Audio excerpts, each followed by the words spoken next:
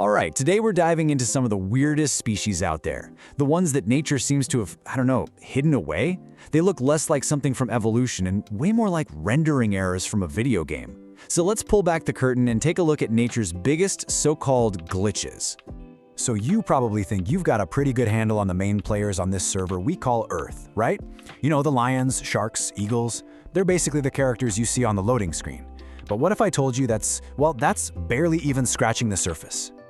Yeah, we're going deep. We're accessing biology's hidden files. We're gonna pull back the curtain on some beings that they defy all logic. I'm talking creatures that look like they were pulled straight out of a sci-fi movie, but believe me, they are 100% real. Okay, first up, our first hidden file. And this one, it's not just a bizarre design. Oh no, it's a master thief, a tiny, absolutely beautiful pirate of the open ocean. I mean, seriously, just think about it for a second. What if a Pokemon existed in real life? Because honestly, that is the best way to describe this first creature. It's so fantastical, it really does feel like it was designed for a game. So, say hello to the blue dragon, and right at the core of its completely bizarre existence is how it moves. This little guy, just 3 centimeters long, doesn't swim. No, it floats, upside down. It literally clings to the surface tension of the water like it's a solid ceiling. It's this beautiful, almost alien-like creature just gliding on an invisible film. But its looks? That's just the beginning. This is where the pirate part comes in. You see, the blue dragon actively hunts the Portuguese man-of-war. You know, that notoriously venomous thing? It eats the stinging cells. And get this, it's completely immune to the venom. Then, it stores that stolen poison and concentrates it into the tips of its own feathery little fingers. It literally weaponizes its prey's defense system, making itself even more venomous than the creature it just ate. It's a living weapon that builds itself from other weapons. How cool is that? Alright, for our next file, we're leaving the ocean's surface and heading to the vast plains of Asia. So if our first example was all about pirating another creature's code, this is about custom-built hardware.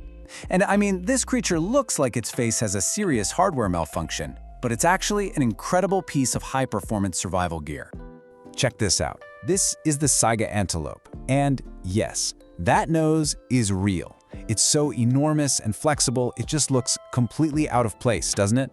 Kind of like a design error the developers just forgot to patch. But you know, in nature, form almost always follows function. And this just brilliantly shows the logic behind the so-called glitch. That oversized nose, it's a super sophisticated dual-mode air conditioner. So in the dry, dusty summers, it acts as a filter, keeping all that junk out of its lungs. Then, in the brutal winters, those long nasal passages warm up the freezing air before it can hit the sensitive lung tissue. See? It's not a bug, it's a feature. A perfect adaptation for a life of extremes. Okay, now we're gonna plunge from the steppes, deep down into the crushing darkness of the deep sea. Down there, the source code of life seems to run on a completely different set of rules. Especially when it comes to scale. I want you to say hello to the Japanese spider crab. Look, this isn't just a big crab. This is the largest arthropod on the entire planet. It honestly looks like a mechanical nightmare, right? Like a glitch in the game's scaling engine that just kept on growing. Just let that number sink in for a moment. 3.8 meters. That is over 12 feet from the tip of one claw to the other.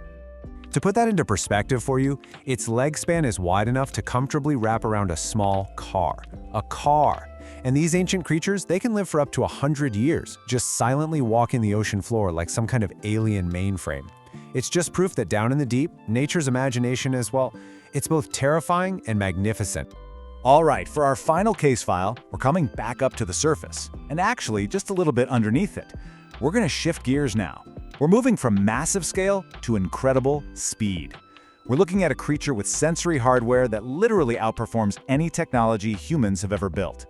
Okay, this might be the strangest one yet. This is the star-nosed mole. It lives its whole life in total darkness, and where its nose should be, it has, well, this bizarre, fleshy star made of 22 constantly moving tentacles. It looks like a complete biological error, a true render glitch if I've ever seen one. But that star? It's actually one of the most advanced sensory organs on the entire planet. It works like an incredibly high-fidelity touch device, just packed with thousands of receptors for detecting prey at lightning speed. And the neural processing power behind it is so fast, it allows the mole to find and devour its food with just blinding speed. So how fast are we talking? Well, it can find, identify, and eat a piece of food in under 200 milliseconds. Let me say that again. That is literally faster than you can blink. It's processing touch information at a speed that it borders on unbelievable. So no, this isn't a glitch, it's the absolute pinnacle of sensory efficiency, a piece of biological hardware perfected for a life in total darkness. So okay, we've looked at these incredible hidden files, from biological pirates to living air filters and super fast sensors. What's the big takeaway here? What does all this mean? Well, ultimately, these creatures prove that they aren't mistakes. Not at all.